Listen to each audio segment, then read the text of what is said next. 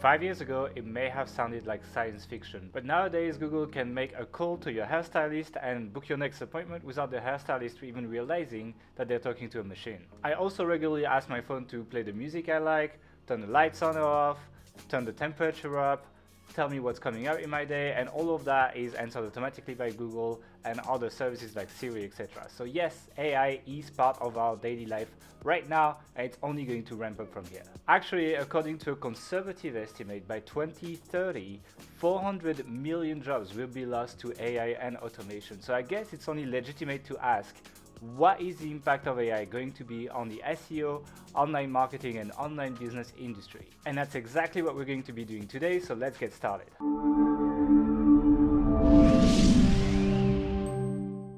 Welcome to the Authority Hacker Podcast, everyone. I am your host, Gael Breton, and together with my co-founder, Mark, we are going to be talking about how AI is going to be impacting the world of online marketing and SEO specifically, because that's something we talk a lot about. So welcome to Podcast Mark, and I know we didn't write it in the intro, but how's it going? It's going good, as always. Thanks for asking. Appreciate that. If you're new to the show, by the way, there's always this like awkward intro where Gail's like, "Hey, Mark, how are you today?" And I'm like, "Fantastic, Gail." And then we move on with our lives. That's what British people do, no? Like when they meet each other, it's like that's how it works. No, we avoid eye contact, so we don't have to have this interaction. That's standard operating procedure. So anyway, we are actually going to be talking about AI and how it could be impacting the world of online marketing. As I said in the pre-intro, up to 400 million jobs will be replaced by AI and automation in less than 10 years, according to prediction. Obviously, that can vary a lot. Some predictions go all the way to 800 million jobs. Some are a lot more conservative as well, so you've got to be careful with that.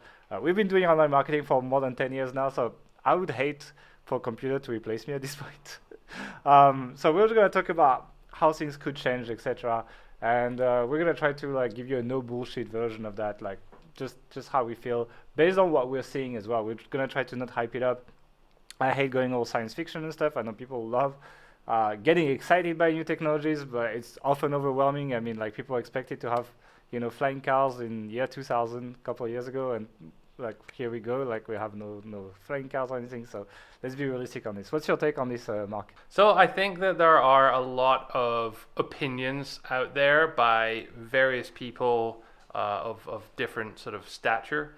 And I think it's really important to take all of them with a massive pinch of salt. As you said before, people were predicting flying cars in the year, or robots. Yeah. Remember the Jetsons TV show from when you were a kid? I do have a robot vacuum cleaner though.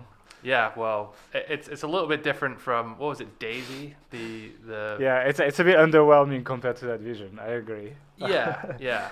So, and it did knock my microphone down as well the other day. It just went into the stand and just completely knocked down, and I had to rebuy pieces for the stand. That's the I in artificial intelligence then, I guess. I mean, a lot of what we're talking about today, though, is trying to kind of make it a bit more practical and what's likely or what's possible to happen in the near future. We can speculate about 500 years from now all the crazy stuff that's gonna happen, but most likely we're just gonna be way off anyway. Talking about what's going to happen, here's what I'm going to tell you what's going to happen right now. It's I expect people, if they enjoy this kind of content, to go below and click on the subscribe button if they're on YouTube. If you are not following the podcast on YouTube yet, we still do the audio version, so if you like to listen to it in your car, we're still on Spotify, we're still on SoundCloud, we're still on Google Podcast, we're still on iTunes, not even iTunes anymore, Apple Podcast. But we also do a video version, and we're actually live on the chat when we release it. So if you're live on the chat, hey everyone, I'm on the Authority Hacker account, and Mark is on his account.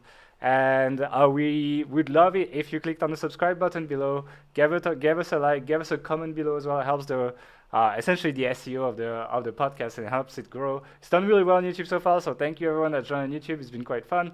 You get to enjoy Mark and I's amazingly beautiful face and get amazed by it.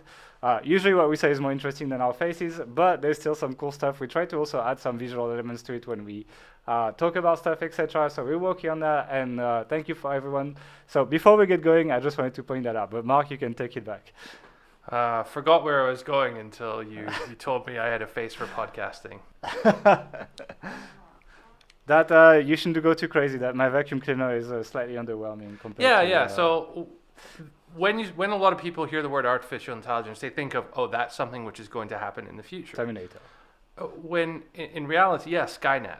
In reality, it's something which is happening now and has been happening for decades already, just kind of in different ways and to different degrees. And as with most revolutionary things in life, it's often viewed through the lens of history as, okay, there was like before cars and after cars, or before railways and after railways, or before internet and after internet. But in reality, it took a long time, decades, for the internet to gain penetration and to gain widespread usability. And yes, it changed a few things quite quickly, but most things took quite a long time. The rate of change was much more gradual, as anyone living through it, waiting patiently to get broadband internet back in the 90s will attest to. And I think we will kind of see the same dynamic play out through AI, as it's called, and how that kind of impacts our daily lives. So it already is, and we will see it continue to probably at an increasing pace, but it's not going to be this kind of cliff edge that, the whole world just changes overnight. Yeah, I agree. I mean, I think the world has changed massively through like smartphones, etc. I think it'd be cool to like give a few examples of like where AI is right now, and how it how it is in people's life, and overall what is behind that quotation AI. Because I think a lot of hype is put behind that term as well, especially in terms of marketing. People have AI everywhere when it's just like a basic if this then that type logic. It kind of annoys me. I hinted at it in the Link Whisper review, I think, and so yeah. But for example, I use a workout app that actually, based on all the history of the weights I've done, the reps I've done, and also a questionnaire I do at the beginning of my workout, asking like how well I slept, how stressed I am, like how well I ate and stuff like that, actually calculates the ideal weights and reps for me to do for like the workout. That is an illustration of like what AI is today. I think it's like it's not perfect, and to be honest, you could break down the logic pretty easily, and like it's quite conceivable to understand what it's doing. But it's doing it for me. I don't have to think about it, and that's what AI does today. It works also for like your Google Assistant, for example. If you ask it what's on your calendar today, it's gonna tell you. Or like when you have a free time, so it's gonna read your calendar, look at the free times, and say, hey, you can take an appointment at 4 p.m. And then it's like, that's the kind of stuff where AI is around as well. AI is also a lot in ad networks, Facebook, Twitter, etc., all the social networks. It's made so that it shows you more stuff that you like, etc. I mean, you see, like, you go on YouTube, you click on 3 videos about whatever, and then your whole YouTube feed is taken over by similar videos or by videos by similar creators, etc. And it's just figuring out what you're likely to like based on the stats of people like these videos as well. So it's like AI is already everywhere. It's already also, the tax systems in France are starting to use it as well to like scroll social media and actually look at how much you declared your income is and what your lifestyle looks like. So AI is going to be used by governments as well, etc. Any other examples that you want to give, or like examples of what is not AI according to you? So if you actually go back 50 years, when computers were starting to become popular, AI back then was termed as like any task done by a computer that a human would have to use some form of intelligence to accomplish. That's obviously a very wide range of possibilities there. Would you say the calculator app on your computer is AI? I guess maybe back in the day they may have, but I probably wouldn't think of it in those terms today. Something like the Facebook ads algorithm or the Google search algorithm or your workout app. Yeah, I mean that's artificial intelligence most likely. Where you have to be a little bit cautious is, as you pointed out before, companies using the word AI to present their product as, hey, this is something revolutionary. We've developed this artificial intelligence which can do something which we couldn't do before. That's the brand or the kind of impact they're trying to create by using the word AI in their tool or in their software, when in fact it may just be, as you said, a very simple if this then that type calculation. With your workout app, for example, how do you know that the algorithm is is good? I mean, are they measuring the results that everyone who's using it is getting, and then using that to improve the algorithm, or is it just a really simple coded thing? It's a mix of that and trainers, actually. Yeah, so I mean, the problem with something like that is that you don't know whether what the information the algorithm's giving you is reliable, it's good, is that the optimal solution, or have they coded it correctly to learn based on what people are doing and what results they're getting. It's something like workouts. You're relying on people to give you ongoing information, and that's inherently inaccurate and stuff. So there's all sorts of issues there, and where I think we'll get onto later in the show is talking about data, who owns the data, and how important it is, and why that's so important. Because all of this crazy AI stuff that you hear about in kind of podcasts and newspapers and whatnot, it really relies on lots and lots of different input data.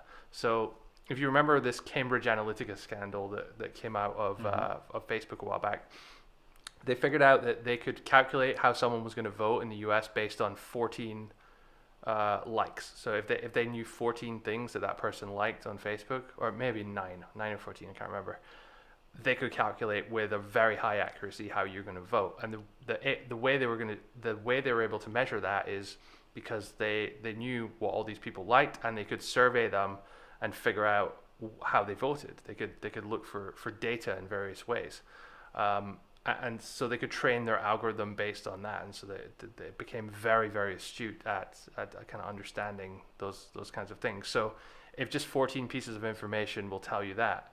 And Google, Facebook, Amazon, all these companies have billions of points of data about you, everything you've searched for, everyone you've interacted with, everywhere you've been, everything you've liked, everything you've said, Amazon Alexa, all of this even data. Android, you know? Yeah, you wear your Fitbit, your heart rate over time, and how that happened, how that changed when you're in certain situations. Like, they can start really predicting some amazing and kind of like personally invasive things. So yeah. Interesting kind of phenomena. But I think we need to get into how this is actually going to affect SEOs rather than the futurology Reddit.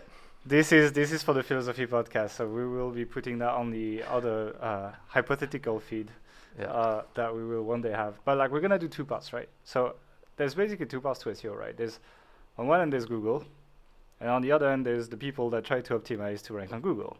So we're going to be doing these two phases. The first one is how AI is going to be changing Google, because if we don't really think about that, then we're going to be thinking on how AI is going to help for Google today, but it's kind of stupid, because by the time we develop AI for Google today in terms of tools, then we're already in Google of tomorrow, which is actually already different. And so we're just not in phase. So it's like, you can't just look at Google today and be like, oh yeah, we can do this. You also need to see where Google is going, so you're going kind of in the same direction. And so I think it's quite important to talk about Google first, even though you're probably more interested about like what you're going to be able to do as a person. So that's the second part we're going to do. So, but let's first start with Google, because I think it's quite important to do it that way. So I think the first thing that I want to think about is like, there's a lot of stupid rules in terms of SEO, right? It's like, I mean, we see how well things like even software SEO, even like keyword density, like putting the keyword in your title tag and your H1s and bolding stuff and doing alt tags, etc. It feels like prehistorical to me, all these rules in SEO. It feels like it's not really, I mean, it's in nobody's interest, in the sense that like, it doesn't add any value if you're really good at putting your keyword in your title tag. It just helps the robot understand what the content is about, so it shows it prominently for that keyword, which that's the value it adds. But for the end user, from human to human, as a search engine optimizer, I'm adding no value to humans whatsoever when I'm optimizing for my keywords on my page. I'm only adding value to Google's job and making it easier. And I do think that is a big part that Google is going to be working on. It's going to be essentially, getting better at understanding concepts, etc. And we see it more and more, like the exact keyword in title tag is not as prominent as it used to be a few years ago and so on. It's still, honestly, it's still kind of shitty.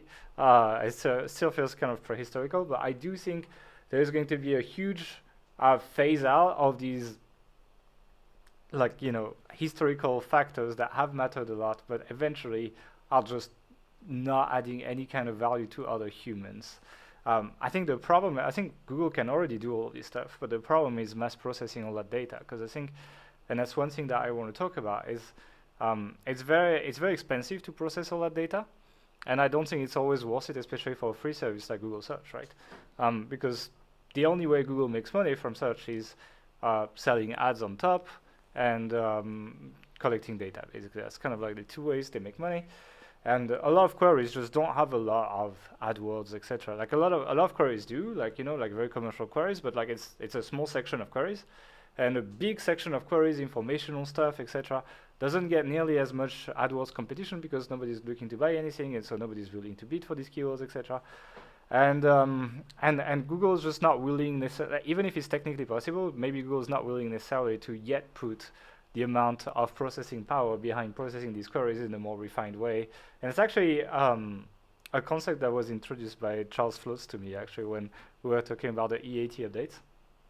And he was like, yeah, I think it's just Google like implementing higher level of AI on queries that just have more value or are more prone to create problems for Google. Like, for example, the medical queries. Like, if there is poor advice on heart attacks, and it ranks on page 1, then it's going to kill a lot of people, and people are going to blame Google. So Google is probably willing to put some resources behind that to not get in trouble.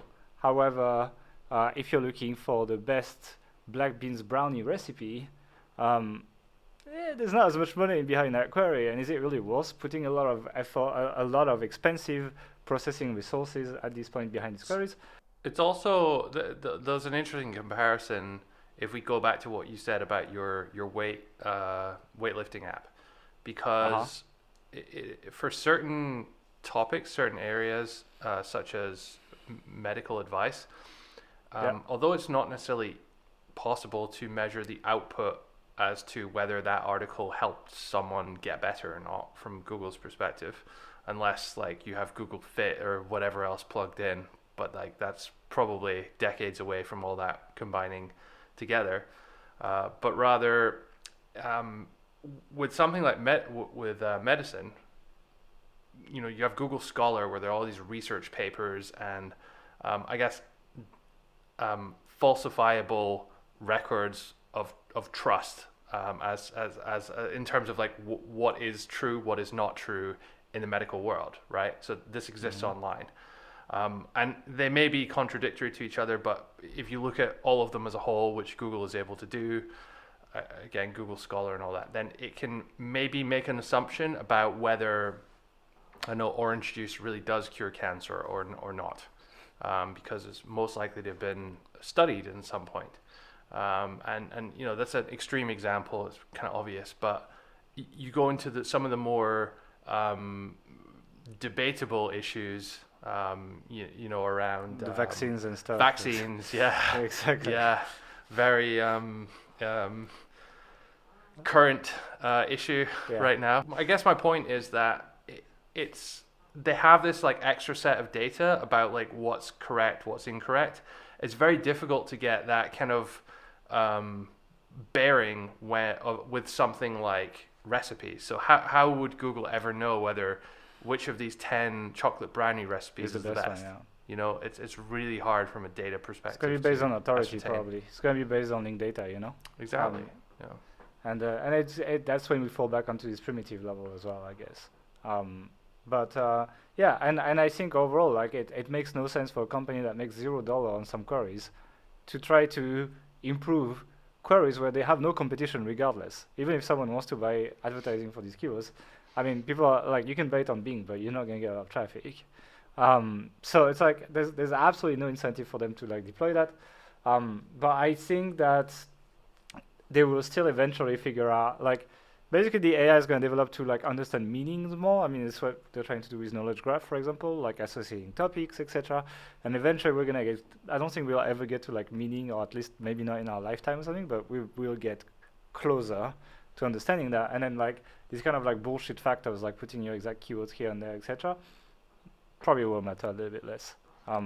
Just to sort of like for all the futurologists out there, I mean, I think we will get to a point where it understands meaning. I'm pretty sure that will be in our lifetime.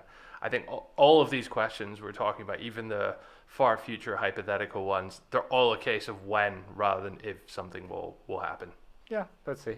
Let's see. Take the bets.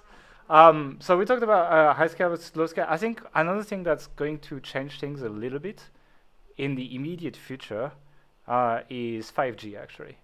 I think 5G is coming up, and we're getting gigabits per second internet on our phones.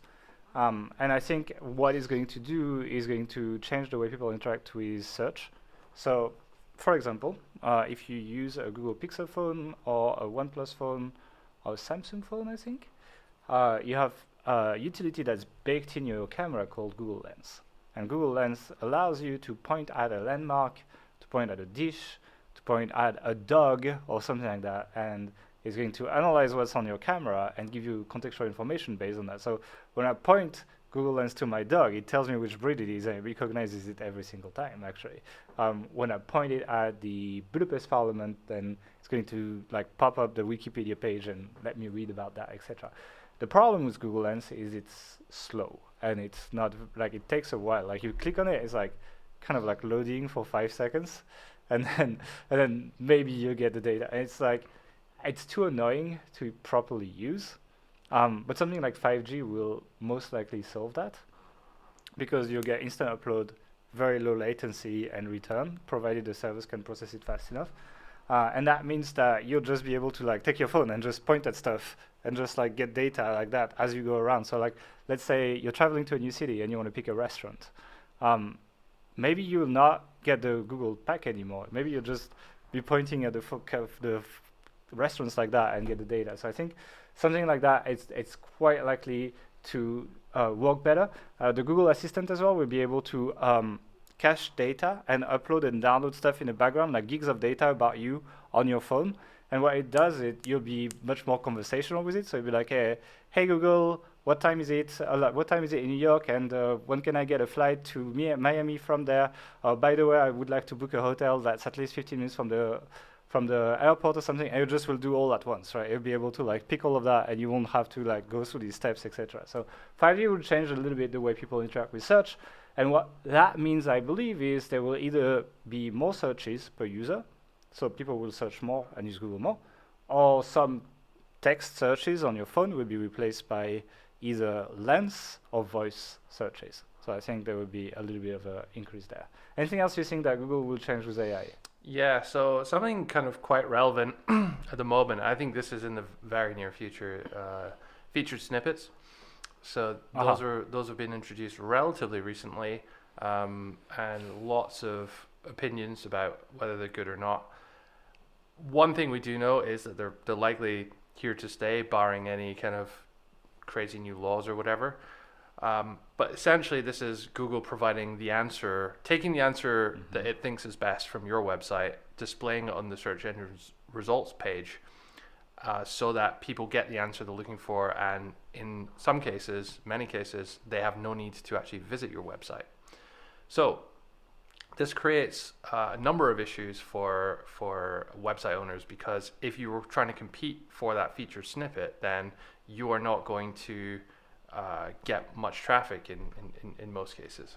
So I think what we've seen is phase one of that, and there are many directions that this could go. Think, for example, a keyword like best computer mouse. If I search for that, it's going to show me general results for what is the best mouse overall. But Google or wherever I'm searching for this, if they have more data on me, what I've done in the past, how I use my computer, they may be able to take lots more data points and integrate all that instantly. So think, for example, if I'm browsing Google and it knows how I'm using, where I'm moving my mouse to the search button or something like that, they may have an algorithm that can detect whether I'm right or left-handed based on the pattern of my mouse movement, and then show right or left-handed mice. And then they may also have bank feed data or some kind of data on whether how much you can afford from my Google wallet, how much I make or how much I spend on various things, and it may show me budget options or it may show me high-end options. It may through some kind of like gaming interface or what games I'm playing. I don't know how it would know that, but it may definitely be able not Google to. Stadia apparently. It may be able to know if I'm a gamer or if I'm using more like Office applications like Google Sheets or Google Docs, and it may then show me better mice suited towards that kind of environment. So, and none of these things are like crazy far in the future. I mean, you could imagine Google doing most of that, well, right now, really. Now, the trick with that is executing it in such a way that it still makes sense. So it's still quite difficult, and I don't think Google's quite there yet in terms of taking a query like that and kind of dynamically creating essentially its own best X or Y article in the SERP, pulled from maybe a mix of other people's I just don't think results. it's worth the resources again. It's not worth the resources, and two, it would freak people out. I think there's a big privacy problem with this. A couple things. So the resource issue, you may be right. I don't have much understanding of big data processing or anything. What I do know is that this is it Moore's law, which is like computing processing increases roughly doubles every year and a half or thereabouts. So it's exponentially getting more powerful. Your phone is 1 million times more powerful than the NASA computer that sent something to the moon or something crazy like that. Anyway, that means that it's not a case of is it worth the resources? It's like when will the resources be cheap enough that it's like just a no-brainer to kind of do that. So and then the privacy one, that is of course like a big issue. We're already faced that though with Facebook ads. So do you want completely untargeted Facebook ads that are just of most likely no interest to you? Or do you want hyper-targeted ads of products that you would find really useful? Well, if the products are shit and they're all scammy and stuff, you definitely don't want that. And you're like, oh no, that's my privacy. But if the products are actually good and you think, oh, actually, that's exactly what I need. How did you know? Then there's an argument to be said that that's maybe a good thing. So this is like this is one of the debates of this century. And I don't want to spend too much time on this as well. So I think it's like we gave an idea of, you know what I mean? Like we're getting off and we're still not going back to the SEO stuff. So I think it like gives you an idea of like where we think Google's going. I do think everything we have from Google today will still be around to some extent. It might be used less. There might be it might just stay the same. Like a lot of new things that Google introduces does not reduce like the number of desktop searches or something like this. It just makes people search for more stuff or like use their computers more, etc. Like in different occasions when they're driving or something. Exactly. So it's like you should not always see this as like a replacement. Even if the audience that is connected to the internet and buys stuff is not increasing as much as it used to at some point, the number of searches and the usage of these heavy users is always increasing. So that's basically giving you an idea of all that. And I think it's important to contextualize that, where Google's going, at least from what we know and from what we've seen, so that we can start talking about what SEOs will be able to do and how things will be happening, etc. So that's what we're going to do now. It's going to be a much bigger part, and it's going to concern you as a website owner. And we're talking here about the kind of very near future, this year, next year, the next 5 years, maybe 10 years.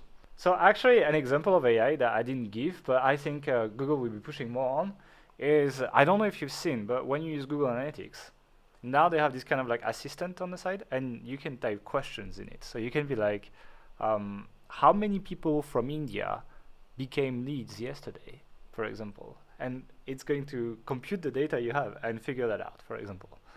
So that's an example of, and that is one thing that I think will be quite helpful with SEO. Like, analytics has always been complicated for people. You will still need to set up your goal tracking, so it's kind of like the painful part. But once you have that, Google is also providing us with tools that are powered by AI to do better decisions. And if you haven't tried it, honestly, go and try it. It's kind of freaky. They have like pre-populated questions, so if you don't know what to ask it, just go there and like there will be a bunch of them that you can try. It will just like crunch the numbers for you and just give you like a plain text answer, which is kind of amazing. It's kind of like having an analytics consultant for free. So that's one thing that I think will happen. But I think One thing that people have been ignoring that has started happening already is competitive analysis and how competitive analysis will change. First of all, let's look at it from the keyword research point of view, right? Like I use almost exclusively the traffic metric from Ahrefs to page to pick keywords now. Like I don't use search volume, I don't use CPC, I don't use any of that. I just use search intent, like are people likely to buy when they type this query, and that's still kind of like a gut feeling thing. This one, or like how can I angle this piece so that I can sell stuff? Together with looking at the pages that rank for that query, and Ahrefs gives me an aggregated number that is an estimate of the search traffic that page gets across all long tail variations of all keywords and figures that out. And that has completely changed the game for me on how I do keyword research. I'm quite amazed that not more people talk about this. It is actually also on Ubersuggest, so if you kind of, like now Ubersuggest is paid, I think it's $9 a month or something. But they actually have that traffic data as well. And to me, that's been one of the biggest game changer. And I do think that it's going to, the SEO tools are going to be pushing that way, and SEO is going to be very much about looking at what your competitors do on an incredible level. So, for example, I think that one thing that will start happening, and honestly I'm surprised Ahrefs hasn't worked on it yet, because the Keyword Explorer now is more than 2 years old, is helping you put content hubs together. And the problem with keyword tools is they're kind of dumb at this point. So like let's say you type hairdryer in a keyword tool, then what's going to come out is just like a gazillion keywords with just hairdryer in it, like a hairdryer for curly hair and hairdryer for short hair, like hairdryer that is not too hot, hairdryer that also is a curling iron, whatever it is, like whatever you might be searching for. But it will say hairdryer almost every single time unless you look at the like also rank for. But I think that meaning part that Google, like we mentioned, Google might get. I think keyword tools will also work on that with through NLP, etc. Essentially figure out the concepts that go together. So if you talk about hairdryer, then they might. What I would love is the keyword tool to come up with like support content ideas that are good. Like maybe what happens to your hair if you like dry them too much, for example, or like if you don't dry them versus drying them. What is the difference between an ionizer, hairdryer, or like should you use ionizers to dry your hair without saying hairdryer in a keyword, right? And I think these keyword tools will eventually come up with these kind of ideas. And actually, there's a company that's attempting to do that right now. It's Market Muse. I actually signed up to the trial I re-signed up for the trial for this podcast, and I wasn't very impressed, to be honest. At this point, like I wasn't. I see what they're trying to do, and I'll put a screenshot on the video here. But I haven't been very impressed, but they're essentially trying to do that. So I think that it can even go all the way to keyword tools figuring out sections for you, like figuring out the whole architecture of like, you want to talk about hairdryers? This is all the pages that you should have if you want to be deemed relevant by search engines for hairdryers. So kind of like almost building site structures, etc. Anything else you want to say on keywords or something? So like you think that surfer type tools and keyword tools? Yeah, but for like for multiple pages, right? So you think that those will be like essentially merge into one thing? It's not like surfer is really like how do you structure that one page, right? Like you give a page, you give a keyword. Surfer is like, okay, I'm gonna look at all the pages that rank for it. Here's everything they have in common. You should do this, right? Which is quite interesting. But as we both know, when you build these kind of like logical hubs and you grow the relevancy of your site for a topic, so and you rarely do it through a single page. I mean, if a single page gets a lot of links, maybe, but very often it happens through a content hub. So there's going to be like, between 5 and 50 pages, let's say, for a content hub. What I'd like the keyword tools to look at is, here's the page. Like, let's say I type best hairdryer for dogs. Let's say that. And so I type best hairdryer for dogs. And what the keyword tool does is it goes and finds all the sites that rank for that keyword, and it looks at all the relevant pages they also have. It tells me, you know what? If you want to rank for that keyword, you probably should also have these 5, 6, 7 other pages that act as support content to that page for most of the other sites. Yeah. So it's like it's suggesting the silo for you. It's doing this exactly. It's doing what Surfer does at page level at silo level. Yeah, even site level, and it figures out, because it's like to build your relevancy. Sometimes it's very often built by another page. Like we've seen that on several of our sites, right? We have one page that kills it and does really well, and then when that page does really well, then we can write anything that's kind of related to that topic, and the page will just like be on top. Even if we don't have links, even if all that, it would just end up being on top, just because we're doing very relevant by Google, and it just starts ranking us up. And I think AI will be able to figure that out, reverse engineer it, and give us keyword suggestions. Which is like, you know what? If you just write about that, you'll probably rank. You know. As an SEO, what should you be doing now or in the near future to take advantage or prepare to take advantage of this? I mean, basically you need to do this manually, right? So you kind of need to like look at the pages that rank, but not just look at the pages. Like identify the sites that rank, and then just reverse engineer maybe the internal links to that page from these sites, and just look overall at the category and kind of like try to map. You know, it's not always going to be like a very well-defined silo, right? It just might be just a category page or something like this.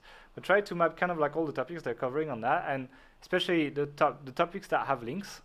And then you try to find the ones that are in common between these sites, right? And if 5 out of 10 sites that rank for best hairdryer for dogs also have a page on, 10 tips on, or like tips on healthcare, like hair care for dogs, so that they have like a really nice and shiny hair, let's say that. And it's like, it will recommend like vitamins and stuff like that, and nutrition and all that.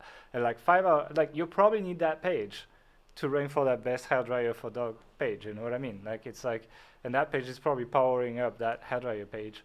And even if Google is not looking for that, it's a factor of success for the sites that rank, But a tool like Surfer will not highlight that at all. It's done through your manual research and digging. To be honest, like most people don't do it. It takes really long time even mapping that on a spreadsheet, etc. It's painful, and that's kind of like what I'm expecting AI to do. Is just like take all that data and make it something very short and actionable that I can just act on. Yeah, this is a lot of what AI is essentially doing. Like you have an algorithm in your brain for how to do that. It's maybe not fully bottomed out in for every possible scenario, but artificial intelligence could first of all map it, predict every eventuality, test it against data outputs in millions or billions of scenarios, and use that to learn and improve the algorithm and just create the optimal solution there. So yeah, super interesting if we can get that. But again, does Google already have that? Is it 2 steps ahead of us anyway, kind of thing? Probably. I mean, I don't think Google thinks in these terms. But even if Google does not think in these terms, let's say that like hair care for dogs page, just by default, like it will highlight maybe a skyscraper topic that has been the reason why these pages have been ranking, And even if Google does not have an algorithm that calculates that, it's still the reason why these pages rank. So it's like sometimes it's very common that Google does these kind of like announcements, like, oh, we don't look at this and etc. And people are like, oh, then Google said it's not that, basically. But, sometimes it's like a third factor that actually still makes this relevant. And it's like, and I don't have an example in mind right now, but like it happens very often. And like, I remember this example, right, where someone was like tweeting to John Mueller and was asking, is Google looking at domain authority? And the thing is, domain authority is the name of the metric that Moz uses to essentially give a scale of like how authoritative a website is. So John Mueller answered, no, Google does not look at domain authority. Now, what John Mueller answered is, no, we don't look at Moz's metric to decide on our algorithm. Does that mean that, I don't believe they do, but does that mean that they don't have a metric that does exactly the same, that's not called domain authority in there? Maybe, you just got fucking lawyered. And that is the way people read these Google updates and don't really understand how it works. And I think it's quite dangerous, actually. So take everything Google says with a pinch of salt, basically. But let's jump on the next category. Anything else you want to say on keywords before we jump on the next category? No. Okay, so obviously after keywords, the next category is going to be on-page SEO, and we've already mentioned Suffer SEO. There's a bunch of other tools as well. I mean there's like Page Optimizer Pro. There is Cora. There's all of these. Like they all do the same. They're kind of rising. It's developing rapidly right now. But I think it's still just the beginning, to be honest. I think one thing that AI, like I'd like to put AI in quotes because it's usually just big if this and that, right? But what would be amazing is if these tools could start looking at the changes that your competitors do on their pages and the effect on rankings, right? So imagine if I was able to go in Surfer and be like, track this keyword. And every time a competitor updates a page and gets a boost in ranking, I get a notification with the highlighted version of what they added to the page, right? Then I would be, especially if you're ranking well for that keyword already, then you're able to essentially maintain your competitiveness and just know, because it happens very often to us, right? It's like we focus on like these keywords and we work really hard on them. And then, well, we get to work on another project, another site, something like this. And we come back 6 months later and we used to be like number 2 and now we're number 8 or something, and everyone updated their pages and we're like out of search intent and it's a disaster, and we're like, where's all the money? And we just have to regrind that. And when we do that, the other side just falls back down, and then we just have to. It's like it's the life of SEOs, right? So I think a tool. And it's really not that difficult for AI to do that. They just need a rank tracker mixed with parsing the HTML once every 24 hours or 48 hours or every week or something, and just highlight the changes. And I think it's going to give you a really good idea of like. When the search intent of a query is changing, for example, which happens very often. I gave that example in Chiang Mai SEO, I think, of we had this blog post on a toy hacker on make money blogging, right? And when we shared it, when we did it initially, it was a roundup of the income of the people that do income reports, right? So we could see how they make money blogging through the numbers and with the stats, etc. And at the time, all the pages that were ranking were also based on stories. Like I remember Smart Blogger used to rank, and it would be the story of how he started making money blogging. And there's someone else called Emily Andrews that's also ranking for that query that also had a blog post that was telling the story of how she was ranking. And then we did really well for this query. I think we were ranking top 3 for more than 2 years on how to make money blogging. And so I just got busy. I did something else. I was like, great. Now it's time to get that passive income, right? And the thing is, the intent of the query completely changed, and I completely missed it. And one day I just go back and look at that query, and we're like page 3 or something, and I'm like, what the fuck? And all these pages that I mentioned earlier had changed the way the post was written to be more of a list of methods on how to make money blogging. It became a list post based query, and because we were kind of like still story based on the income report stuff, then we were out of the search intent, and then our rankings tanked, right? Our rankings rank. And after that, what happened is I went to Niall and I was like, I don't have time to take care of this. Can you just make a random list of stuff on how to make money blogging? Anyway, this page gets no traffic. So it's like, let's see. It was kind of an experiment. So he made a list post. We are not back to where we used to be, but the post just like skyrocketed up in rankings as soon as we changed the post and the search intent. And I think if there was a tool that was able to identify these changes and let me know about it, we wouldn't be here today. We would be ranking for that query. so yeah, I think this is where on-page tools are going. I think recommending updates, because updating content is so important these days, is going to be the game of on-page tools. And I think this AI stuff can be really powerful at that. And I think it's within reach today, actually. So I'm quite excited for that. The obvious next evolution of that is that the tool which is monitoring all these keywords and all the changes and all the positive or negative impacts of each change then has a lot of data, a lot of input data and a lot of output, a lot of result data that it can kind of, in a way, reverse engineer what's going on and then pull out some consistencies like, oh, this seems to consistently equal this in terms of inputs. Exactly. And outputs. So then the next step of that is it's not just going to make suggestions, it's just going to update your content live. And then it's like, well, we're in a bit of a different world at that point, I think. It would just pre-write it and we just press submit, you know? There's actually it's like something I want to do a YouTube video on. So there's a spinner tool called Word AI. And I know the guy, like he used to be like an old school Wikifire guy that builds it, and he's been working on like this kind of like AI stuff for a long time, and he's like, it's still a spinner tool, but actually he just released a tool that just writes content for you. And I want to go and test that and see how well this does. I don't expect it to be good enough to be published on our sites or anything like that, but I'm just quite curious. It's like I'd love to like take one of these articles and then throw it in Surfer, and then even if it's like not very readable, just like put that on a domain, like an old domain or something, and see if it actually can rank or something. This is another one of those phenomenon. It's a case of when is this going to be a real thing rather than is this going to be a real thing? And when AI, computers, whatever, is creating content, creating blog posts, they already do it in some cases on large e-commerce stores for product descriptions, which are less important for some obscure product or whatever. A blog post on Authority Hacker, maybe you're a bit further away from that. A podcast or a video,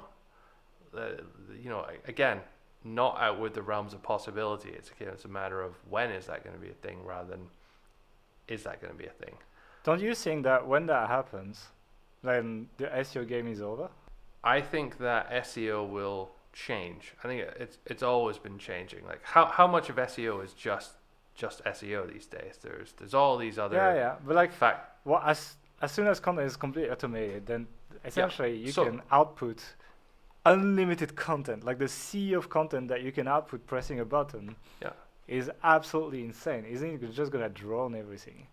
Well, I mean, maybe we're getting the philosophy podcast side of things a bit, but I mean, like I think sometime in the next 1,000 years there would be a point where Google or whatever is around at that time is connected to your brain and knows exactly what you want and what you think you want, and just creates an entire world of experiences tailored for you to maximize whatever positive setting that it's been programmed. You know when we said realistic in the predictions? Well, we're getting out. It's interesting because that's okay. Yeah, that maybe is the death of SEO, but it's not like it's just gonna happen, on November 22nd, 2023. It's going to be like a very gradual kind of ramp up to that point, and we're already. It's not as if we're starting to get on the ramp. We're already on that ramp somewhere right now. Back in the day, there were no Surfer SEOs. There were no keyword research tools. You had to do everything manually.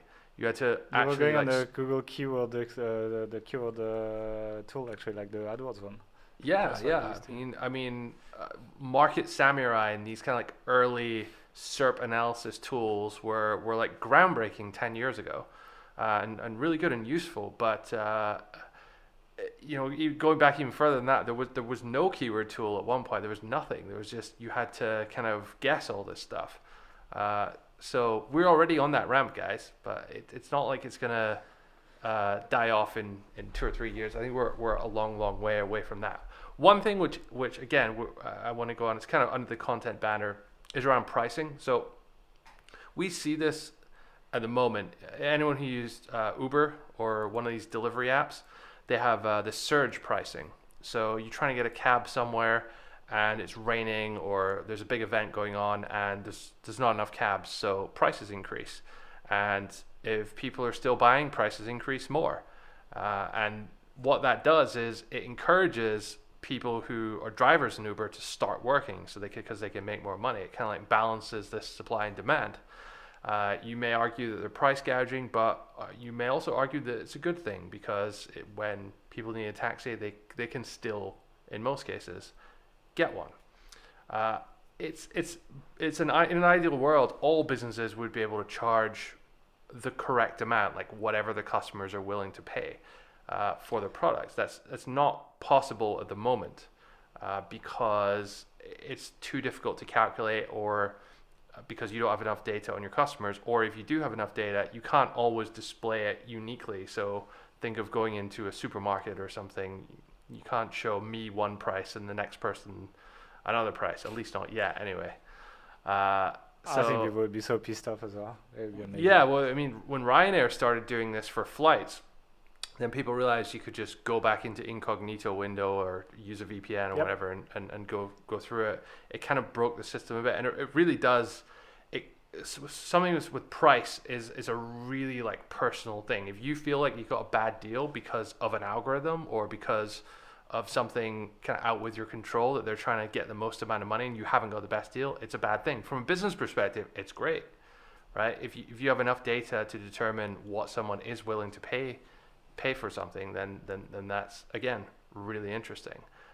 We already have this technology. I think it's going to roll out more and more in different ways. Specifically, if you think of, the Facebook ads algorithm, we pay what Facebook kind of knows we're willing to pay. So and we're happy with it because we're getting results from it. It's still this kind of like mysterious black box thing that's going on, and I do have my suspicions that they're kind of tweaking it in maybe unscrupulous ways from time to time. But that will become more and more a reality, I think, in the I could imagine that. I mean, future. It's very easy to do. Like, imagine, like, we use Thrivecart for our checkouts, and you could easily say, I'm willing to charge between this price and this price, and then you just have a shortcode for the price on your sales page instead of putting the actual price, and then like, it's easy. Like, it just puts a cookie as well on people's machine. They click through, they have that cookie, the cart reads it, displays the same price on the cart page, and charges that price, and just figures out what is the best conversion rate from these two, essentially, and then just like essentially automatically figures out what is the best price for your product. You just give it a price range. Man, the software companies should just call us at this point. We have too many good ideas for them. That's I mean that's like essentially AI CRO. What I was talking about is more like using people's personal data or behavioral data to personalize it. Where I think like really good example, which came out last year, which is sort of similar to this, is something ActiveCampaign does, which is predictive send functionality. So it will send emails to your list, to individuals in your list at the times it predicts they're most likely to see it and or open it, which is pretty damn crazy when you think about it. I'm not sure exactly how it works. It could be something really basic, like it just checks the IP of the user, or it may actually look at their history. It may look at other data across ActiveCampaign or from other places that it's getting data from to see where they are. I'm sure it's kind of behavior based as well. Look at when they're opening things in the past. Again, this is one of the things, the more data it has, the better it gets. If it knows from Facebook which TV shows you like, or for data from Netflix, or maybe Netflix is a bad idea, but if it knows you're going to be watching a TV show at a specific time and it finishes at a specific time, maybe it's a good idea to send you an email as soon as it finishes because it knows you're going to be checking that or something. So really the possibilities, we're just at the start of this, but the possibilities with this kind of tool is really exciting, I think. And for most people, most SEOs, most marketers, that is a good thing, because you're not like messing, okay, the privacy thing aside, like where they're getting the data from, but assuming it's all legit, then you're delivering a better experience. You're getting your product in front of your potential customers at the right time, and they're more likely to buy from you. You're more likely to make more sales.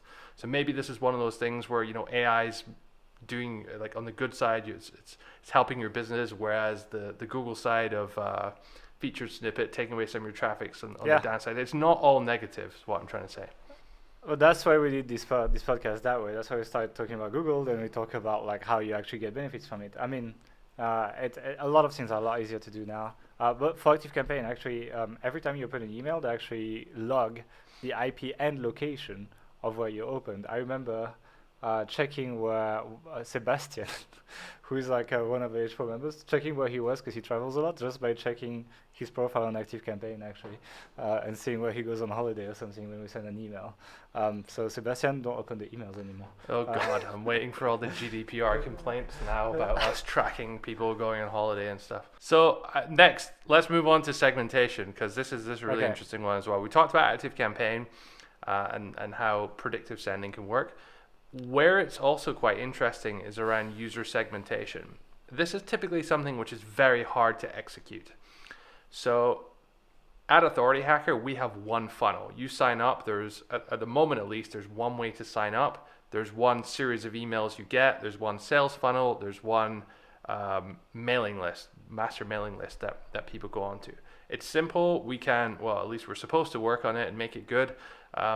We don't always actually... To be frank, we need to do some work right now, yeah. Yeah, we don't always actually email people as much as we should. I'm sure many people listening to it can relate to that, though it's a common issue for SEOs not making the most of their email list. And I believe we're actually doing a podcast in the next few weeks around some ideas for maybe how to resolve that. And I think Gail's doing a blueprint as well for AH Pro on some interesting things there. But segmentation, guys like Ramit Sethi, they just straight up say, don't segment. It's too difficult. It's too much a waste of time. It's one of these kind of features of all these ActiveCampaign type tools that sounds sexy and sounds great, but it's really hard to implement and stay on top of and manage and track and optimize.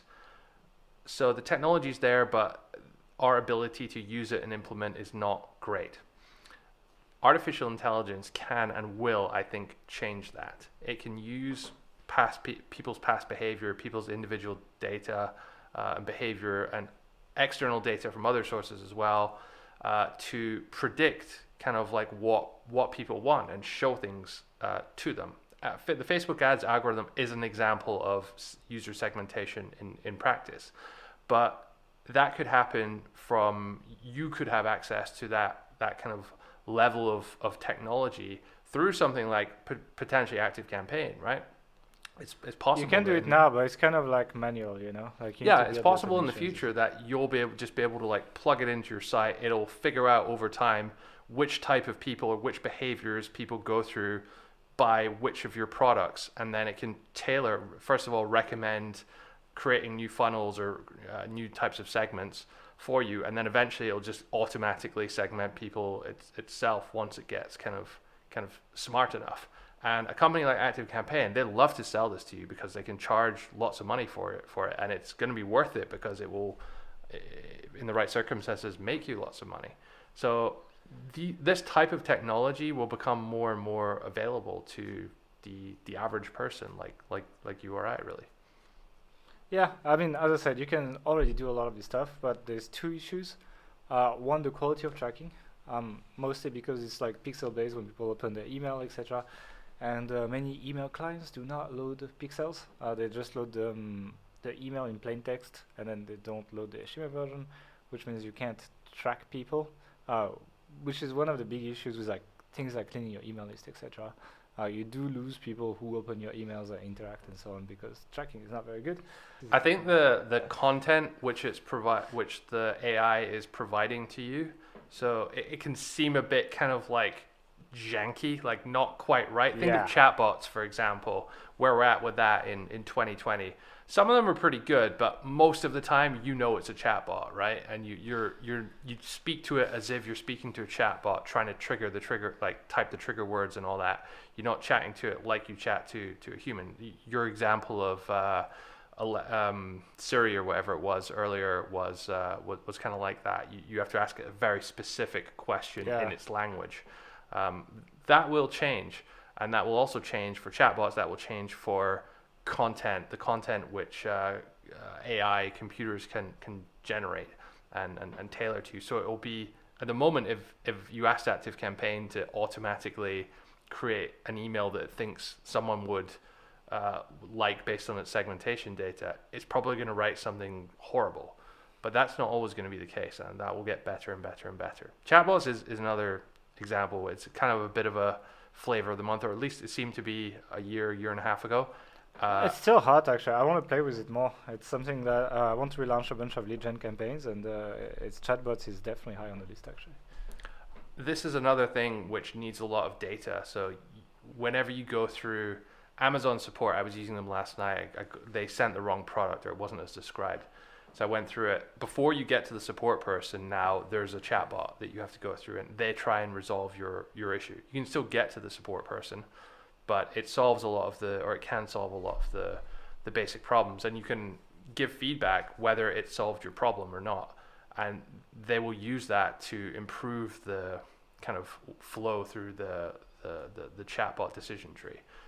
So again, a lot of these things they need more processing power, but they need more data, more time, more kind of feedback from users to get there. Another thing that can be improved, I think, is link building, actually. I think I mean, the question is link building still even going to be relevant or as relevant in like 7-8 years? Well, I think there's like some easy ones, like filtering relevant links, for example. So like you go in Ahrefs and they show you your links, and it's just like a big soup of links with like a bunch of Chinese spam sites mixed with some relevant ones and a few really good ones. And you don't really know which ones matter and which ones don't matter. Obviously, we don't know through Google, but we can get a good idea, right? It's like the Chinese forum spam link. It's probably a little bit less important than the link that is on the body, in the body of the Huffington Post, right? So I think like and I think this is where I'd like AI to work, is like filtering what is the most relevant, like just throw a bunch of data at it, and then okay, this is the important stuff you should be paying attention to, just because I can't comprehend everything in my head across everything I do. Here's what you should be paying attention to. Oh, look, one of these important links just dropped, like this site just dropped your link. You should probably go and fix it.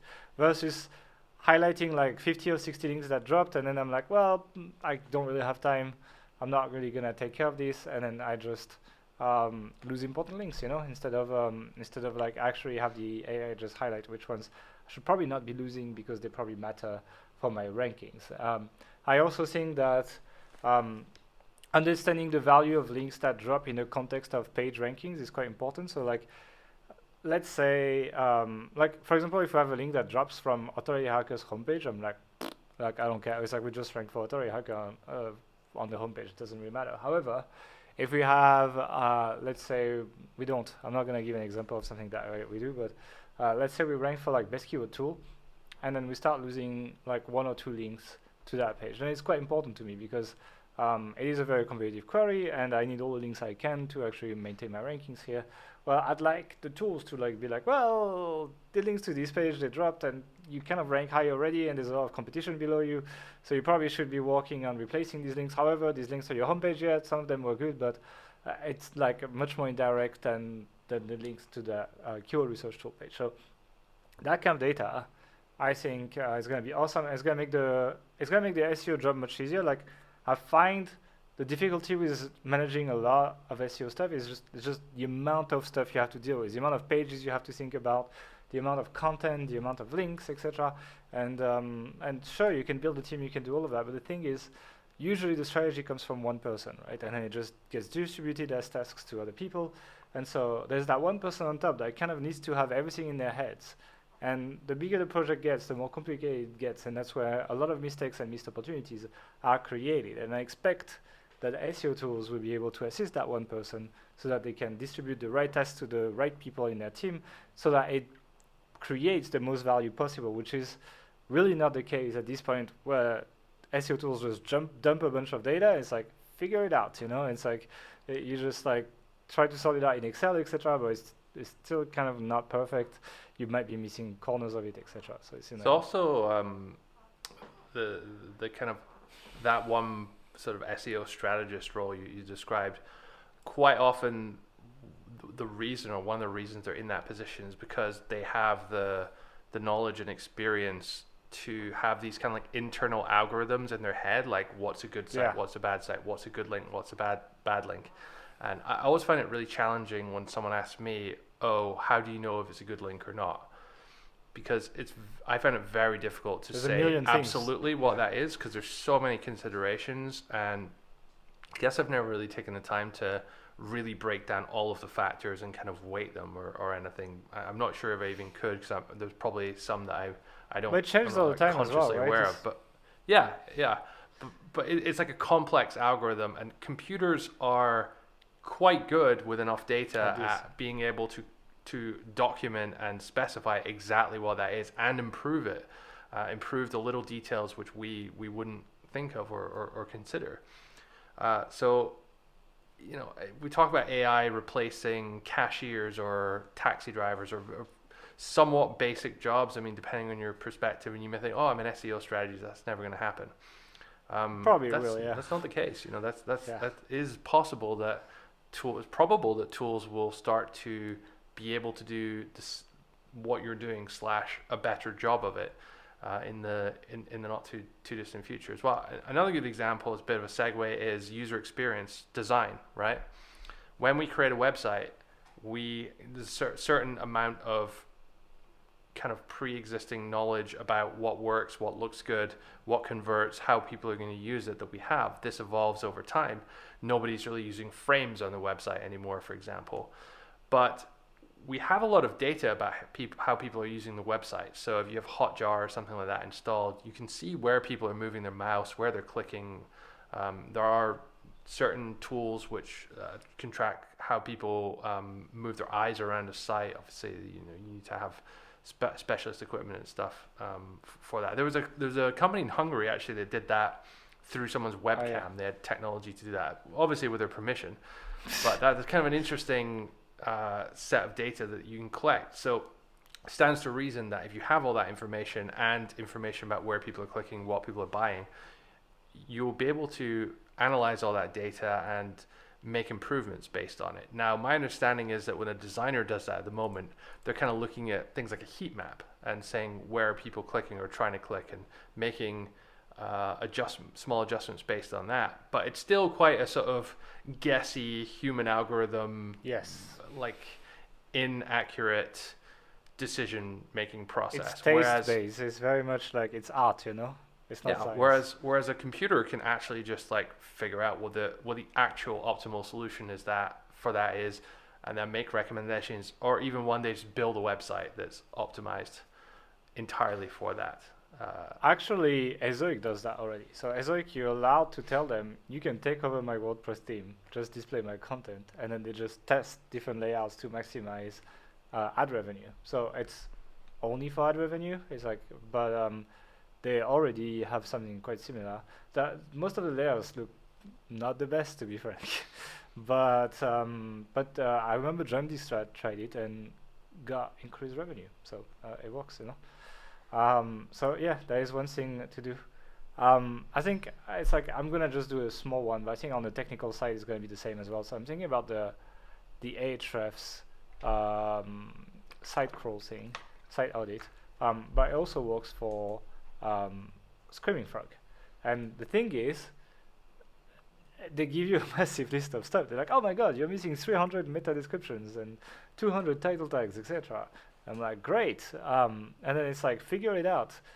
Again, I would like, and I believe that these tools can figure out which pages are the most important based on these traffic metrics, based on number of links pointing to that page, based on numbers that are already existing out there, like the there's a lot of things that they can be looking at, number of comments or whatever, and then tell you, here's the super high priority stuff, here's the medium priority stuff, and here's the stuff that is bad, but honestly, even if you don't fix it, it's probably not going to change that much. And again, I think this is something that will come to these tools, and it's going to be very easy. I think a lot of these tool companies, because there's no demand for it, right? Because you guys are buying these tools regardless of whether they do that or not, and you're not really demanding that kind of stuff, then they're not really pushed to develop this stuff. But a lot of these things are already clearly possible and could improve SEO quite a lot. And actually, it kind of depends on like which one comes first. Does Google push this kind of like automation stuff first and shrinks your traffic, or do tool companies push and then help you expand your traffic? So I do believe that it's also a responsibility of the people who essentially are the customers of these companies to demand these kind of things, even if it's going to take some time, even if it's going to be difficult. A lot of these things are quite possible. But yeah, on the technical things, side of things rather, I would like to see these companies do that. Any other point? Because I'm kind of done actually. That's the I want to talk about data. So you'll hear many people say how data is the new oil, or data is king, or data will be king in the 21st century. I mean, I think that's very, very true. A lot of what we've talked about today, and a lot of what AI relies on, is large sets of structured and organized data. It's something which we have firsthand experience of having a tangible benefit by collecting early on, even when we didn't know we were gonna need it. 4 years ago, I think it was, maybe even longer, when we started doing a bunch of outreach-based link building campaigns, we were really meticulous in collecting data about the results of all of those. So who was linking to us, what we did to get that link, how long it took us, the messages we sent, the subjects, all this kind of stuff. We collected it, and we have a big database of all of that, and we still use it to this day. At the time, we had no practical use for it. We were just getting more links. All we wanted to do was get more links. But recently, last year, we actually started doing some analysis of that data to figure out how long it was taking, or what type of messages were actually working, or what type of sites, the DR of the site, for example, we should try and outreach to in which situation. And we were able to get, because we had so much data, we were able to get some really meaningful kind of insights into that, and then use that to adjust our link building campaigns in future. This was an entirely kind of manual process. Okay, we had Michel do the data analysis. Actually, I'm gonna put a card above here. If you're on YouTube, you can click and go see that blog post. Yeah, but this is the kind of thing which you will need a lot of data for all of these AI tools to have learning algorithms to be able to understand what's going on. So it's worth being very structured about what you're doing, about your customers, your users, whatever else it is you're doing, to have as much structured data as possible, because it's going to be useful at some point, even if you don't see a use for it at the moment, I guess. Yeah, I agree. It's like I know a lot of like people who are doing really well, and their main focus is data, and they've been collecting as much as possible. People that add an absolute ton of like hidden fields, for example, on their opt-in pop-ups, so that they see where people came from, and which campaigns, etc., all of that, which social network, stuff like that, so that when they buy, they see it in their CRM, and then they can double down on what's working. And these are the people that are doing the best, actually. So I think that's basically it in terms of this podcast. We've talked about how Google is probably going to change through AI, and how the tools we use and SEO is going to change. Overall, I don't think in the short term SEO is at risk or anything. I think it's going to be fun, actually. I think having these tools, it's going to be great fun. It's going to enhance the stuff you can do, and the people who embrace these new things faster will probably be having a big competitive advantage, because let's be honest, a lot of SEOs now, they're like getting older and they don't like change very much, etc. And as a result, if you're able to embrace these tools, as we've seen for things like software SEO, etc., for example, you will be able to get a competitive advantage. A lot more of these tools will be coming out in the future, so you need to watch out for them. And I know a lot of people are kind of like cheap on software, but the truth is software is often much cheaper than people, and there is value in hiring people. I'm not saying that, I'm just saying like if you start being cheap on software, then don't even look at people's salaries, because you're gonna like want to kill yourself. But like you will get a lot of value out of adopting these things, being willing to invest the time to set them up properly, and be an early adopter of these kind of like new AI technologies, which I do believe at least a couple of those that we mentioned in this podcast will be coming in the next 18 months or so. This is the kind of stuff that you need to jump in. I think you'll get a lot of value. If you enjoy this podcast, if you're on the audio podcast, you can just subscribe. We are on SoundCloud, we are on Google Podcasts, we are on Apple Podcasts, we are on Spotify, so you can subscribe there. And if you're on YouTube, there is a subscribe button just below that video right now, so you can go and subscribe to this, and click on the bell as well so that you don't miss any video. Give us a thumb up, helps with the SEO. Drop us a comment, also helps. Like, you know, even if you like it, just let us know. It always makes me feel good to see nice comments. So thank you for listening, guys, and we'll see you next week. Have a good week.